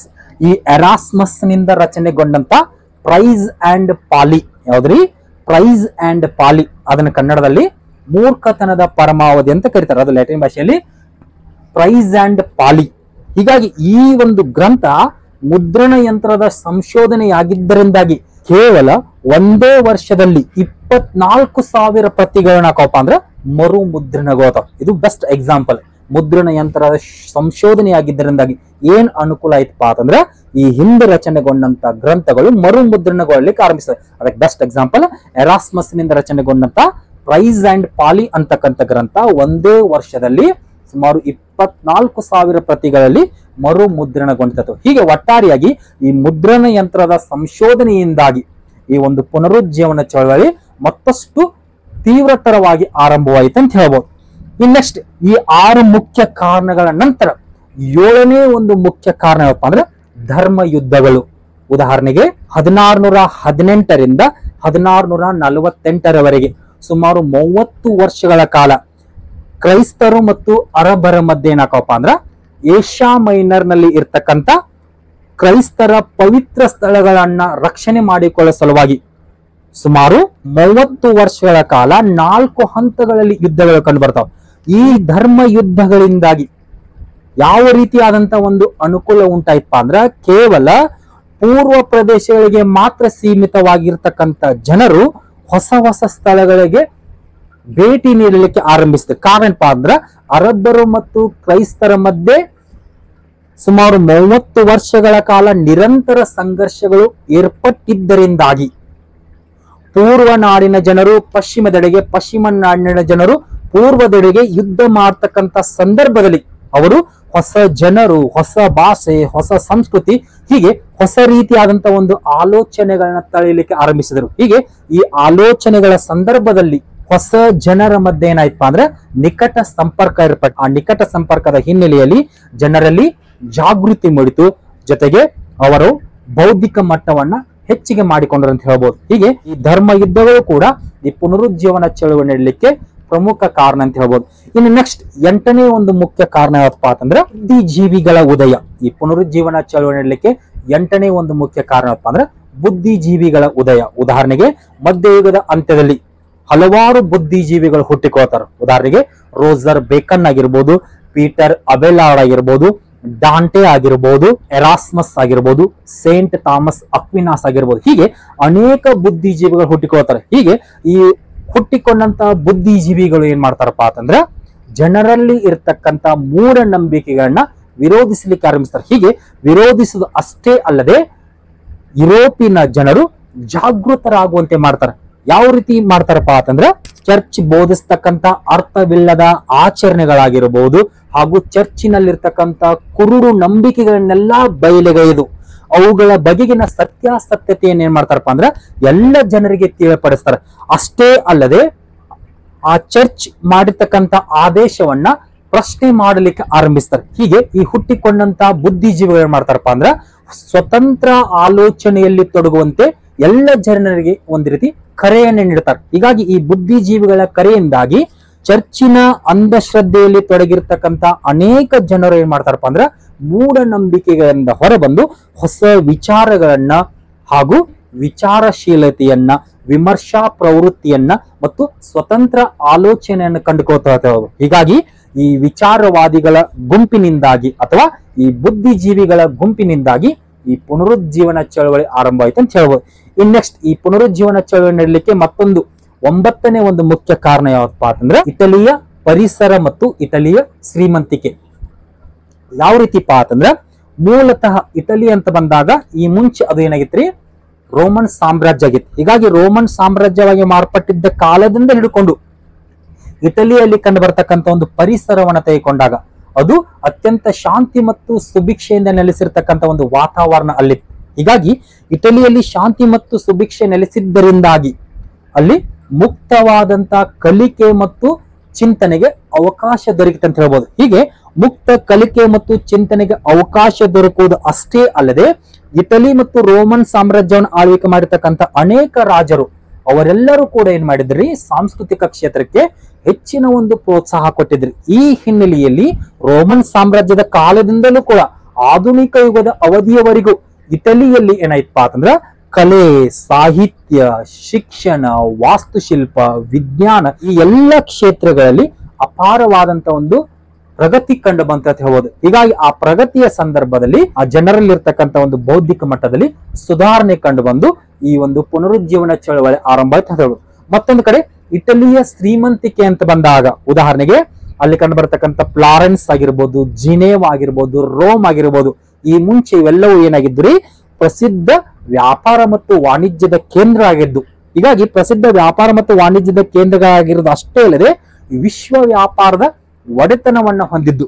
ಈ ಹಿನ್ನೆಲೆಯಲ್ಲಿ ಈ ಶ್ರೀಮಂತ ನಗರಗಳು ಇವೆಲ್ಲವೂ ಏನ್ ಮಾಡ್ತಾವಪ್ಪ ಅಂತಂದ್ರ ಕಲೆ, ಸಾಹಿತ್ಯ, ಶಿಕ್ಷಣ, ವಿಜ್ಞಾನ ಹೀಗೆ ಈ ಎಲ್ಲ ಕ್ಷೇತ್ರಗಳಿಗೆ ಅಪಾರ ರೀತಿಯಾದಂತಹ ಒಂದು ಪ್ರೋತ್ಸಾಹವನ್ನ ಕೊಡ್ತಾವೆ. ಹೀಗೆ ಈ ಒಂದು ಶ್ರೀಮಂತ ನಗರಗಳು ಕೊಟ್ಟಂತಹ ಒಂದು ಪ್ರೋತ್ಸಾಹದಿಂದಾಗಿ ಈ ಒಂದು ಪುನರುಜ್ಜೀವನ ಚಳವಳಿ ಆರಂಭ ಆಯ್ತು ಅಂತ ಹೇಳ್ಬೋದು. ನೆಕ್ಸ್ಟ್ ಈ ಪುನರುಜ್ಜೀವನ ಚಳವಳಿ ನಡಲಿಕ್ಕೆ ಕೊನೆಯ 10ನೇ ಒಂದು ಕಾರಣ ಯಾವತ್ತಪ್ಪ ಅಂತಂದ್ರೆ ಮಧ್ಯಮ ವರ್ಗ ಮತ್ತು ಮಾನವತಾವಾದಿಗಳ ಉದಯ. ಈ ಪುನರುಜ್ಜೀವನ ಚಳವಳಿ ನಡಲಿಕ್ಕೆ ಮತ್ತೊಂದು ಮುಖ್ಯ ಕಾರಣ ಏನಪ್ಪಾ ಅಂದ್ರೆ ಮಧ್ಯಮ ವರ್ಗ ಮತ್ತು ಮಾನವತಾವಾದಿಗಳ ಉದಯ. ಮಧ್ಯಯುಗದ ಅಂತ್ಯದಲ್ಲಿ ಅಥವಾ ಆಧುನಿಕದ ಆರಂಭದ ಅವಧಿಯಲ್ಲಿ ಏನಾಕಪ್ಪ ಅಂದ್ರೆ ಹಲವಾರು ಮಾನವತಾವಾದಿಗಳು ಹುಟ್ಟಿಕೊಳ್ತಾರ. ಜೊತೆಗೆ ಮಧ್ಯಮ ವರ್ಗದ ಉದಯ ಆಕತಿ. ಮಧ್ಯಮ ವರ್ಗದ ಉದಯ ಯಾವ ರೀತಿ ಆಕತ್ರಿ? ಜಾಗೀರ್ದಾರರು ಪತನ ಹೊಂದಿದ ನಂತರ ಶ್ರೀಸಾಮಾನ್ಯರು ಅವರ ಒಂದು ಆಸ್ತಿಯನ್ನೆಲ್ಲ ವಶಪಡಿಸಿಕೊಂಡು ಮಧ್ಯಮ ವರ್ಗದ ಜನರಾಗಿ ಮಾರ್ಪಡ್ತಾರೆ. ಹೀಗಾಗಿ ಆ ಹುಟ್ಟಿಕೊಂಡಂತ ಮಧ್ಯಮ ವರ್ಗದವರಾಗಿರ್ಬೋದು. ಹಾಗೂ ಅದೇ ಸಂದರ್ಭದಲ್ಲಿ ಡಾಂಟೆ, ಪೆಟ್ರಾರ್ಕ್, ಬೊಕಾಶಿಯೋ, ಎರಾಸ್ಮಸ್ ಹೀಗೆ ಅನೇಕ ಮಾನವತಾವಾದಿಗಳು ಹುಟ್ಟಿಕೊಳ್ತಾರೆ. ಹೀಗೆ ಈ ಹುಟ್ಟಿಕೊಂಡಂತ ಮಾನವತಾವಾದಿಗಳು ಏನ್ ಮಾಡ್ತಾರಪ್ಪ ಅಂತಂದ್ರೆ ಮಾನವೀಯ ಮೌಲ್ಯಗಳ ಗುಣಗಳನ್ನ ಎಲ್ಲ ಜನರಲ್ಲಿ ಏನ್ ಮಾಡ್ತಾರಪ್ಪ ಅಂದ್ರೆ ಪರಿಚಯಗೊಳಿಸಲಿಕ್ಕೆ ಆರಂಭಿಸ್ತಾರೆ. ಪರಿಚಯಗೊಳಿಸುವುದು ಅಷ್ಟೇ ಅಲ್ಲದೆ ಜನರಲ್ಲಿ ಇರ್ತಕ್ಕಂಥ ಮೂಢನಂಬಿಕೆಗಳನ್ನ, ಅನಿಷ್ಟ ಆಚರಣೆಗಳನ್ನ ವಿರೋಧಿಸಿ ಜನರು ಸ್ವತಂತ್ರ ಆಲೋಚನೆಯಲ್ಲಿ ತೊಡಗುವಂತೆ ಮಾಡ್ತಾರೆ. ಅಷ್ಟೇ ಅಲ್ಲದೆ ಸಮಾಜದಲ್ಲಿರ್ತಕ್ಕಂಥ ಅಸಮಾನತೆ ಅಥವಾ ಕಂದಕಗಳನ್ನ, ಮೇಲು ಕೀಳು, ಬಡವ ಶ್ರೀಮಂತ ಅಂತಕ್ಕಂಥ ಕಂದಕಗಳನ್ನ ವಿರೋಧಿಸಲಿಕ್ಕೆ ಆರಂಭಿಸ್ತಾರೆ. ವಿರೋಧಿಸುವುದಷ್ಟೇ ಅಲ್ಲದೆ ಜನರು ಸ್ವತಂತ್ರ ಆಲೋಚನೆಯಲ್ಲಿ ತೊಡಗುವಂತೆ ಮಾಡ್ತಾರೆ. ಅಷ್ಟೇ ಅಲ್ಲದೆ ಪಾರಮಾರ್ಥಿಕ ಜೀವನವನ್ನ ತಿರಸ್ಕರಿಸಿ ಲೌಕಿಕ ಜೀವನಕ್ಕೆ ಒತ್ತು ನೀಡುವಂತೆ ಕರೆ ಕೊಡ್ತಾರೆ. ಅಷ್ಟೇ ಅಲ್ಲದೆ ವ್ಯಕ್ತಿ ಸ್ವಾತಂತ್ರ್ಯ, ಅಭಿವ್ಯಕ್ತಿ, ಸೌಂದರ್ಯ, ಪ್ರಕೃತಿ ಪ್ರೇಮ ಇವೆಲ್ಲವುಗಳ ಬಗ್ಗೆ ಏನ್ ಮಾಡ್ತಾರಪ್ಪ ಅಂದ್ರೆ ಜನರಲ್ಲಿ ತಿಳಿ ಹೇಳ್ತಾನೆ ಅಂತ. ಹೀಗಾಗಿ ಈ ಮಾನವತಾವಾದಿಗಳು ಮತ್ತು ಮಧ್ಯಮ ವರ್ಗದ ಉದಯದಿಂದಾಗಿ ಜನರ ಬೌದ್ಧಿಕ ಮಟ್ಟದಲ್ಲಿ ಸುಧಾರಣೆ ಕಂಡು ಬಂದು ಅವರೆಲ್ಲರೂ ವಿಚಾರಶೀಲರಾಗಿ ಮಾರ್ಪಟ್ರೆ ಅಂತ ಹೇಳ್ಬೋದು. ಆ ವಿಚಾರಶೀಲದ ಹಿನ್ನೆಲೆಯಲ್ಲಿ ಕಂಡುಬರ್ತಕ್ಕಂಥ ಚಳವಳಿ ಯಾವಪ್ಪ ಅಂತಂದ್ರೆ ಈ ಪುನರುಜ್ಜೀವನ ಚಳವಳಿ. ಹೀಗೆ ಇವಿಷ್ಟು ಕಾರಣಗಳೇನಪ್ಪಾ ಅಂತಂದ್ರೆ ಪುನರುಜ್ಜೀವನ ಅಂತಕ್ಕಂಥ ಚಳವಳಿ ನಡಲಿಕ್ಕೆ ಕಂಡು ಬರ್ತಕ್ಕಂಥ ಮುಖ್ಯ ಕಾರಣಗಳು. ಮತ್ತೆ ಮುಂದಿನ ಅವಧಿಯಲ್ಲಿ ಏನ್ ಮಾಡೋಣಪ್ಪ ಅಂತಂದ್ರೆ ಪುನರುಜ್ಜೀವನದ ಕೊಡುಗೆಗಳು ಅಂತಕ್ಕಂಥ ಒಂದು ವಿಷಯವನ್ನ ಆರಂಭಿಸಿ ಅಲ್ಲಿ ಕಂಡು ಬರ್ತಕ್ಕಂಥ ಮಾನವತಾವಾದ, ಸಾಹಿತ್ಯ, ಕಲೆ ಮತ್ತು ವಾಸ್ತುಶಿಲ್ಪದ ಬಗೆಗಿನ ಒಂದು ಕೊಡುಗೆಗಳನ್ನ ವಿವರ ಸಹಿತವಾಗಿ ಚರ್ಚೆಯನ್ನು ಕೈಗೊಳ್ಳುವಂತ ಹೇಳ್ತಾ ಇವತ್ತಿಗೆ ಇಲ್ಲಿನ ಕ್ಲಾಸ್ ಅನ್ನು ಮುಗಿಸ್ತೀನಿ. ನಮಸ್ಕಾರ.